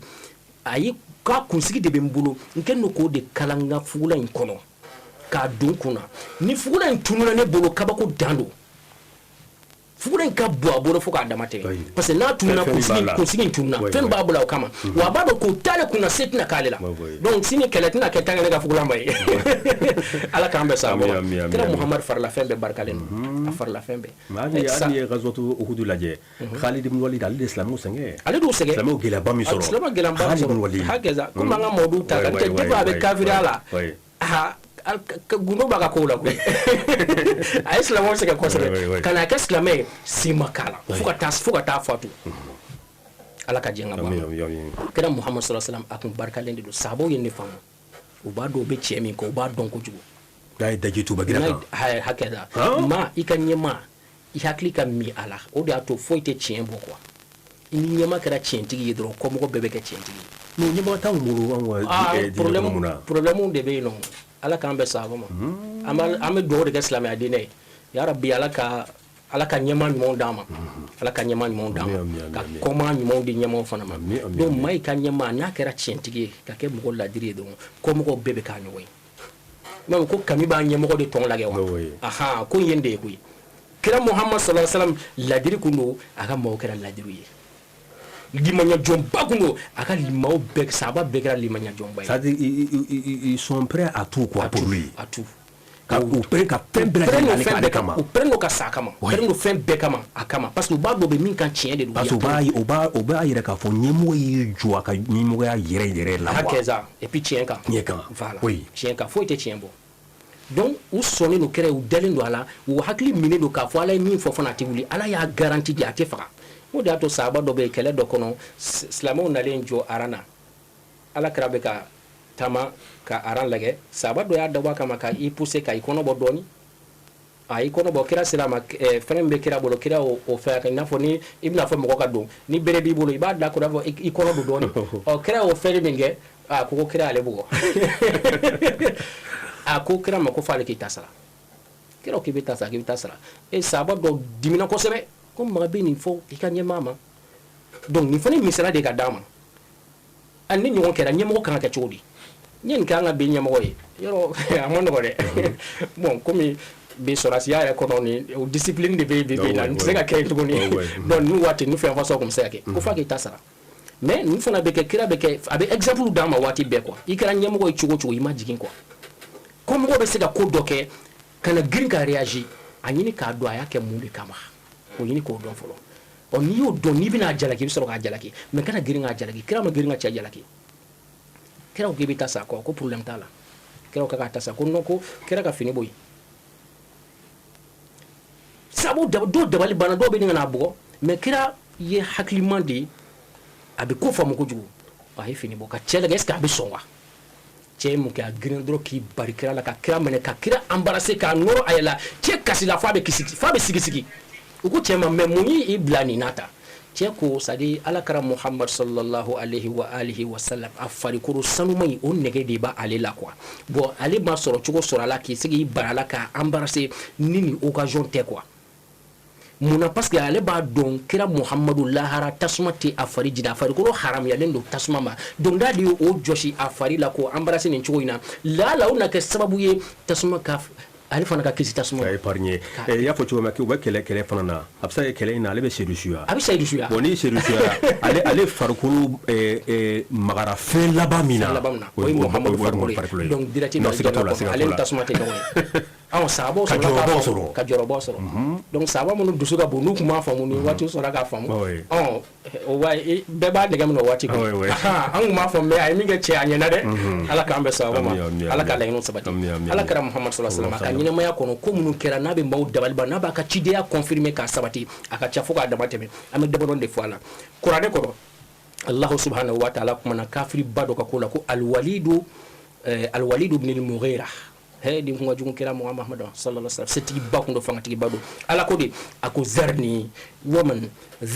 wa man khalaqtu wahida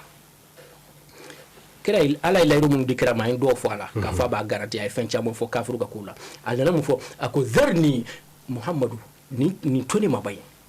ni toni ma zarni wa man khalaqtu wahida ni chemi ni ne kele ne Allah subhanahu wa ta'ala ku kelen pe di adam mba adam fana a kelen pe nya adam ni chugaina Muhammad atuma bay ninga ko toni ma ani kuma bay de emeni me fiye jonga kola kibi kamana ga kola ako zarni wa man khalaqtu wahida wa ja'altu lahu malan mamduda Muhammad abiki keleni na fulu ni na fulu bamba bolo ko seti do asonu akan na fulu aka anyale no ayra la seti kala la na fulu bade kuma bolo woni Allah deni na fulu bandi amabay o kuma na to nyona bay ne de ya da nkelin pe de ya da foi man deme ka adam kuma nan woni de na fulu bay fana di amma wa banina shuhuda na fulu fana ko fe demba munu babo na jigi ya demi denga kamel ko cheba mun ba bolo na jigi uluye wa nulu fle kene kata na nyebo dinu na de na jigi badale nuluka ne de dinu ndama Muhammad atonima teme ka barafe wa mahattu lahu tamhida thumma yatma'u an azida wani be ko fe abeka nataka fone Allah subhanahu wa ta'ala de ka do fara nema ka so akafilan no ne de ma ni alam ya dam kan nafulu dama ka diun dama no nafulu na diun o diun ne kenu ka nyaga ayala na be ka Muhammadu kele asonu ayre ketina se alade wa ka do ka funne Allah de ni diun ni nafulu no dama na abane no nila ko jo munu ma dama o kuma nato nyona wal sa jigi baga ko ngado fara kan nafulu ka goyi ha atefa amma meni kara kitte fana folo ko la kam amma yala kam sawa ako kalla innahu kana li ayatina anida Muhammad ajigi ba kan ne ka do fara kan na folo ka ya saka fanga ka buyalsa kalla ay Muhammad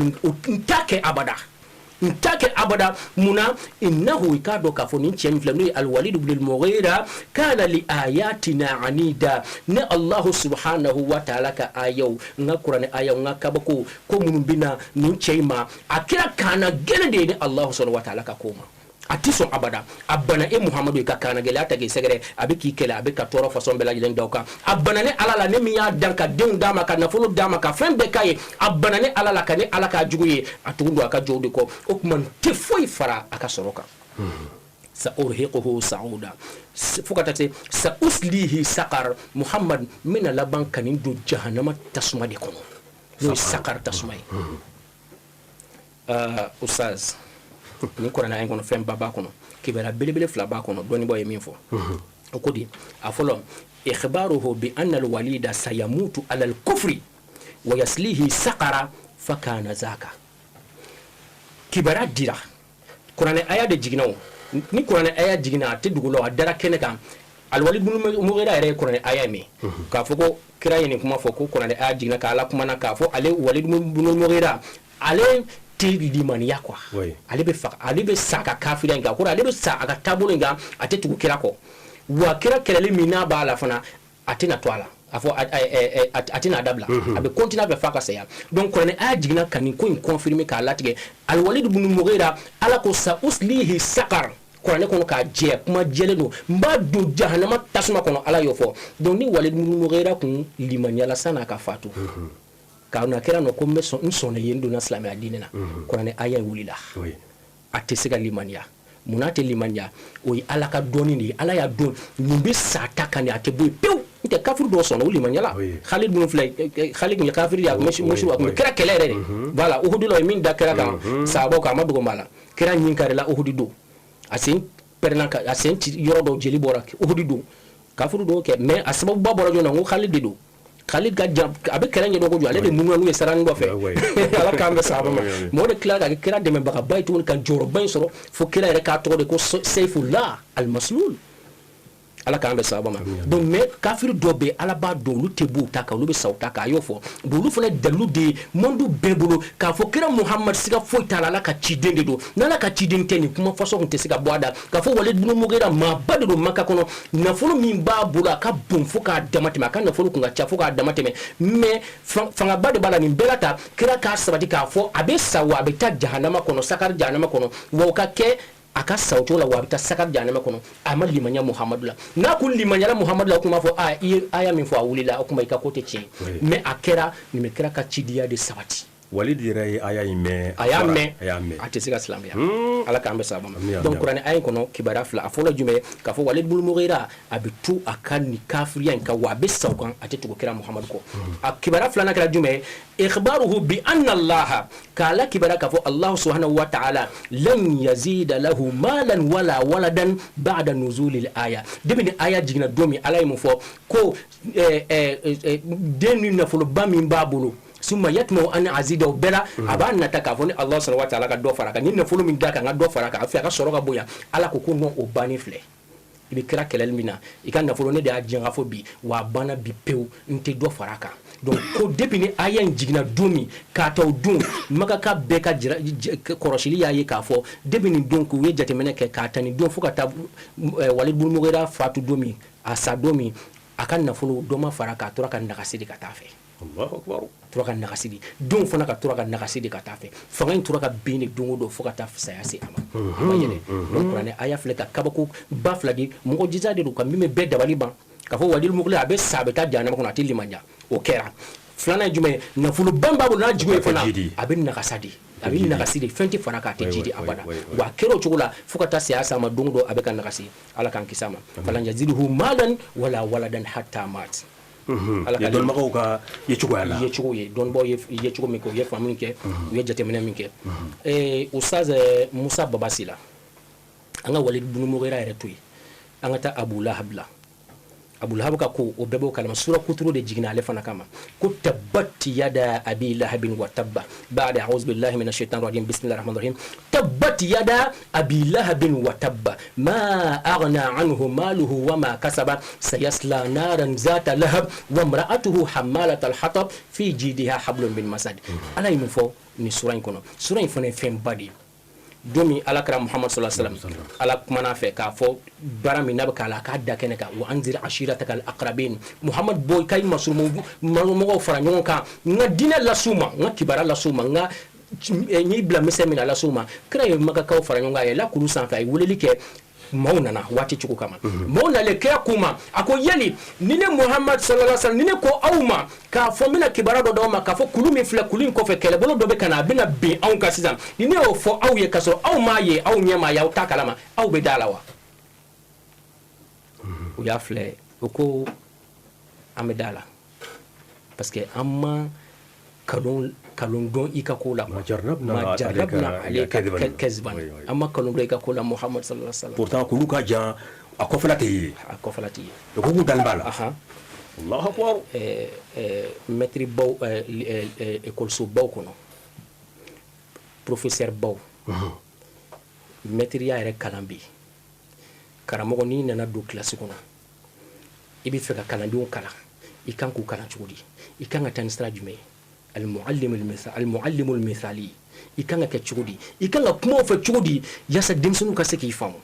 n'a fɔ turuku tadris quoi turuku tadris c'est-à-dire o da dɔnni bɛɛ bɔra kira muhamadu la sallallahu alaihi wasallam a bɛna kuma jama dɔ de fɛ a bɛna fɛn min f'u ye fɛn ba de don fɛn gɛlɛn de don a yɛrɛ b'a dɔn mais olu t'a dɔn fɔlɔ mais san'a k'a f'u ye fo kuma dɔ ka b'u da fɔlɔ u yɛrɛ da fɔlɔ quoi o ye jumɛn ye est-ce que aw fɛ ka mun f'u ye est-ce que aw ye ne dɔn ni kalon ye wa kuma in kɔrɔ ye de est-ce que aw ye ne dɔn ni kalon ye wa depuis ala in dan kana bila bi la n ye n ka denmisɛnniya k'aw de bolo n bangelaw de cɛla ka kɔrɔw de cɛla fo bi n bɛ taa est-ce que aw ye n dɔn ni kalon ye wa n delila ka kalon de n ka ɲɛnamaya kɔnɔ siɲɛ kelen wa a delila ka ɲɛ namara la wa a delila ka ɲɛ janfa la wa u ye nin bɛɛ de confirmer o ko muhammad an ma kalon dɔn i ka ko la depuis i bɛ yen fo bi a ko bon ni ne y'a fɔ ye k'a fɔ ni kɛlɛbolo bɛ kana ka sɔrɔ aw m'a ye aw bɛ da la mun na parce que aw dalen don ne la fɔlɔ n jogo la n ka kɛwale la n ka taabolo la n tɛ kalon tigɛ o tuma bi ne b'a fɔ aw ye k'a fɔ ne ye alahu ka ciden de ye ka ci aw ma ha nin ye kuma belebele ye dɛ baara wulila nin ye sisan depuis nin don de daniyaba min tun b'u la kɛra ka ko la ko u sɔnnen don a ye a tɛ kalon tigɛ ladiri don al-amin daniyamɔgɔ don kira ka nin kuma kɛlɛ a y'a bɛɛ tiɲɛ u bolo nin don de abu lahab yɛrɛ dusu tiɲɛna ka sɔrɔ kira bɛnɔgɔkɛ de don a fantini de don a dusu tiɲɛna a ye kuma jugu fɔ kira ma a ye kira danga a ko tabban laka ya muhammad alihaza jamaatana taballaka muhammad bone biye haraki biye an fara ɲɔgɔn kan ni de kama wa an fara ɲɔgɔn kan ni kuma in de fɔ anw ye wa ama bɛ ala ma a ye kira la gosi a ye kuma juguba de fɔ jama la ka kira la gosi ka kira dɔgɔya nin cogoya in na ale yɛrɛ somɔgɔ don a balimakɛ woloden de don kira yɛrɛ bangenen ale ye jɔyɔrɔba kɛ la ilaha illallah muhammadu rasulullah kira bangelen kira ale ka jɔnmuso de nana kibaruya di ale ma k'a fɔ Abu Lahab i balimakɛ n'o ye Abdulahi ye a muso o b'a sɔrɔ Abdulahi fatula voilà ale balimakɛ de ye Abdulahi ye Abdulahi fatula o to yen mais a muso kɔnɔma ale b'o kalama a pɛrɛn n'o ka den kɔnɔ quoi a nisɔndiya n'o ni den ye donc kibaruya nana d'a ma k'a fɔ Amina n'o ye i balimakɛ muso ye k'a jiginna a y'a yɛrɛ sɔrɔ a content kojugu tellement a content a y'o jɔnmuso in kan hɔrɔnya a ko nin kuma in kama ne bɛ kan hɔrɔnya tellement a diyara a nisɔndiyala k'a fɔ Muhamadu nana dunuya kɔnɔ Allahu akbar o de tila k'a juguya ta kafiriya ye fɛn ba ye dɛ ala k'an kisi a ma kojugu belebele kojugu ala ka laɲiniw sabati donc a ye nin de fɔ kira ma a ye kira lagosi nin cogo in na jama cɛla ala ye sura kuturu de jigi a kama sura in bɛ kalan fo ka taa dugukolo meleke munna parce que cɛ min ka bon ala bolo ni dugukolo cɛ bɛɛ ale filɛ k'o de malo jama cɛla tan k'o lagosi jama cɛla donc ala fana ko ale fana b'a malo duniya mɔlu tɔ bɛɛ ɲɛnɛ i Muhammadu malo jama cɛla k'a lagosi jama cɛla ni Allah fana bɛ e lagosi sa mɔlu bɛɛ ɲɛnɛ jama cɛla wa fo ka diɲɛ ban sura in bɛ to yen a ko tabbat yada abi lahabin wa tabba Abu Lahab e de harakila e de tɛgɛ fila harakila e de ta tiɲɛna ma aghna anhu maluhu wa ma kasaba mun de min y'a kafa k'a yada ni nafoloba in b'a bolo a ka nafolo n'a kafala la ka yada o la a n'a bɛ ka sɔrɔ min kɛ ka kafa ka yada k'a fɔ se b'ale Muhammadu ka nin kuma in fɔ Muhammadu ma a y'o fɔ o min kama de ale ala b'a halaki nin cogoya in na k'a ta tiɲɛ cogo la k'a bila ka taa jahanama kɔnɔ sayasla naran zata lahab a bɛna don jahanamaso de kɔnɔ min mɛnɛ ka bon fo ka dama tɛmɛ wa mra'atu hammalatal hatab n'a muso juguni n'o ye Ummu Jamili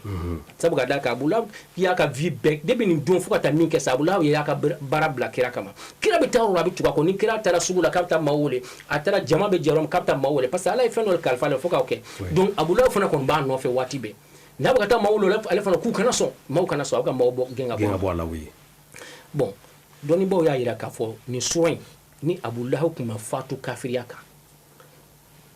a tun bɛ lagosi ba de tɛ se silamɛya diinɛ ma mais a ye histoire ta k'a lajɛ ten a tɛ k'a fɔ ko silamɛw ka livre dɔrɔn don dɛ non taa diinɛ wɛrɛ livre ta k'a lajɛ kira ka histoire b'u bolo voilà a sɛbɛnnen bɛ yen ani minnu tun bɛ ɲɔgɔn na u bɛɛ sɛbɛnnen bɛ yen Abu Lahab sara cogo di a ye taa ta ka taa lajɛ wa sara sacogo jugu dan kira ye mun fɔ a ka hakɛ la yan'a ka sa o bɛ livre wɛrɛw la min tɛ silamɛya voilà a bɛ livre wɛrɛw la ni min bɛ taa sɛgɛsɛgɛ ala y'a fɔ a bɛ halaki nin cogo in na wa a bɛ taa jahanama kɔnɔ a n'a muso juguni wa lagosi min de k'a fɔ ala tabati ale de halaki la a ta tiɲɛna wa a bɛɛ kɛra histoire y'a sabati k'a fɔ Abu Lahab sara sacogo jugu dan de la a bɛ sa kuma bana dɔ de y'a minɛ bana min maaw yɛrɛ bɛ siran a kana yɛlɛma i fɛ quoi a kɛra ɲigintɔ fɛ de ye kuma la suruna a salen yɛrɛ denw yɛrɛ ta bɛ u b'a su don cogo min dɔw ko a salen tile 3 de kɛ maa ma se ka gɛrɛ a la bɛɛ bɛ ka siran jɔn de bɛ n'a ta ka taa don kaburu kɔnɔ a bɛ n'a fɔ maa min na kumana min na korona golobala diɲɛ kɔnɔ ani mɔgɔ mun fatula ko korona y'a faga ko a su dɔnni kuma nɔgɔ dɛ parce que e min bɛ magala dɔn a bɛ yɛlɛma i la bɛɛ bɛ siran donc siran n'o de ye a dalen filɛ bana jugu de y'a minɛ bɛɛ bɛ siran bana min ye k'a fari toli a kasa bɔra wa dɔw y'a jira fɔ a ye tile 3 de k'a salen kɔfɛ maa tɛ se ka gɛrɛ a la k'a kasa yɛrɛ bɔ u t'a dɔn u b'a kɛ cogo min maintenant u y'a su dɔn cogo di a su dɔnni ni maa tɔ su dɔn cogo ma kɛ kelen bɛɛ y'i yɛrɛ ɲini a ma ɲɛ a yɛrɛ denw de nana sa dɔw ko k'u ye berew de kɛ k'a ɲɔni k'a digi k'a ɲɔni u bɛ k'u n'u minɛ fo ka taa gun kogo la ka sɔrɔ ka taa kogo in kɔfɛ ka bɔgɔw suru a kan ka sɔrɔ ka fara jigin a kan parce que a donnen don kogo la yen dɔw ko non u ye dingɛ tigɛ ko ka bere ninnu kɛ ka a pousser ni berejanw k'a pousser k'a ɲɔni a sogow bɛ bɔ ɲɔgɔn na a tolilen don a dalen don fo ka taa jigin dingɛ in kɔnɔ ko ka sɔrɔ ka na bɔgɔ k'a kan ka fara kɛ k'a datugu k'u yɛrɛ ɲini parce que ala kɛra juguya kama Allahu taala k'a bɛ min fana kɛ ala fana y'o k'a a y'a kɛ donc dɔnnibaw y'a jira k'a fɔ nin bɛ alakira Muhammad sallallahu alaihi wa sallam nin bɛ nin ye yaqin de ye quoi a bɛ siga ban bɛɛ la kira ye ala ka ciden de ye siga foyi tɛ min na a ye fɛn fɛn fɔ a bɛɛ sabati la fɛn fɛn fɔla kuranɛ kɔnɔ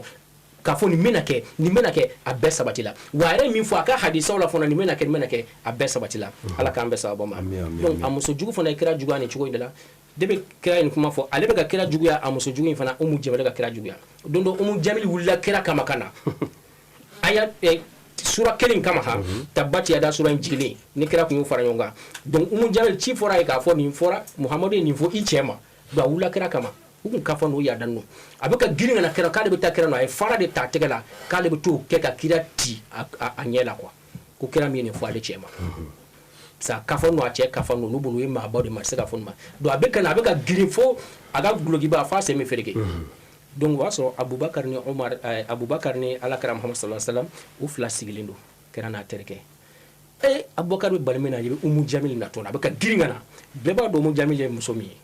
wa Abubakar de y'a ye dɔrɔn a y'a dɔn fara da kun min na a ko kira ma bi ma nɔgɔ dɛ ko Umu Jamil bɛ kini kama kira ko a k'a to yen kira y'i sigi Umu Jamil nana ka na i jɔ Abubakar ni kira kunna a m'ale foli kɛ a ko Abubakar ma a ko yali i ka cɛ bɛ min i nɔfɛkɛ in bɛ min Muhamadu bɛ min kira sigilen bɛ yen Abubakar dabali banna Abubakar yɛrɛ ma sɔrɔ nin n ko i ma Muhamadu bɛ min a ko ni ne kun nana Muhamadu sɔrɔ yan bi fara min filɛ n bolo kun bɛ nin kɛ k'a ci a ɲɛda la fo k'a dɔn min b'a la a ye min fɔ ne cɛ ma a kun bɛ n'a dɔn k'a fɔ nin tɛ fɔ ne cɛ ma a y'a dasogo bɛɛ fɔ tuma min k'i kɛ don ka taa Abubakar yɛlɛma ka kira la a ko ne ko a kɛra cogo di a ma ye de wa Alakira Muhammad sallallahu alaihi wasallam a ko a ma a tɛ se ka ɲɛ sabu ka d'a kan Ala donna n'a cɛ wallahu ya'asimuka minan nas Ala de b'i kisi ka bɔ maa jugu ninnu tɔɔrɔ ma Ustaz Ibrahim même Abu Jahali fana ka kɛ la kuma dɔ la ko o fana jamana c'est k'a bɛ taa nɔfɛ ka taa nɔfɛ mais k'a bɛ taa ka kojugu yɛrɛ k'a la ye mais a taara a tila ka segin i ko k'a kɛra cogo di a ko tɛ se ka maga cɛ in na ko ale y'a ye ko a bɛna waraba fila a ko tɛ fila la i bɛ dugawu kan ye waati nɔgɔyara inshallah Ala ka an bɛɛ sababa ma amin Ustaz Musa Babasila an ye kuma minnu fɔ n'a bɛnna sababa ma o bɔra Allahu subhanahu wa ta'ala la minnu yira kuma na o y'an ka denmisɛnniya ye ani an ka dɔnni dɔgɔya an bɛ hakɛto ɲini kɛ bɛɛ lajɛlen fɛ ka dugawu kɛ silamɛ bɛɛ ye ka dugawu kɛ jamana in ye jamana in bɛ taabolo min kan a ka gɛlɛn kosɛbɛ an bɛ dugawu kɛ yarabi Ala ka hɛrɛ don jamana in kɔnɔ Ala ka basigi don jamana in kɔnɔ problème minnu bɛ jamana in kɔnɔ Ala ka bɛɛ wuli silamɛya diinɛ Ala k'a dɛmɛ Ala ka aw yɛrɛ bolo mɛn aw ka baara in na a bɛ baara min na n'o ye diinɛ baara ye yarabi Ala k'a sabati aw bolo Ala k'a sabati aw bolo Ala k'a bila ka mizanul hasanatu kɔnɔ amin ya rabbal alamin an balima silamɛw an bɔra ka maa min lamɛn saw ye an balimakɛ ni an karamɔgɔ ye ni ale sigiyɔrɔ bɛ Mayamugu n'o ye Ustaz Ibrahim Yakub Dukure an ka cɛkɔrɔba n'o ye Sheikh Fadilati Sheikh Yakub Dukure faqirullah i k'a dɔn k'a fɔ o den don an bɛ a fo ni k'a barika da ka nɛgɛjuru sira an b'o d'aw ma ka diinɛ ɲininkaliw kama n'o ye 79 05 08 31 79 05 08 31 79 fu ani duuru fu ani seegin 31 k'aw fo ni ka aw barikada jamana in Allahu taala ka basigi Ala ka hɛrɛ kɛ jamana ye Ustaz Ibrahim a ye dugawu kɛ jamana ye Allahu taala ka bɛɛ lajɛlen jaabi Jala Samake Musa Babasila an bɛ aw fo Ala ka juma hɛrɛ d'an ma aw kan bɛn an b'a fɔ assalamu alaikum wa rahmatullahi ta'ala wa barakatuh.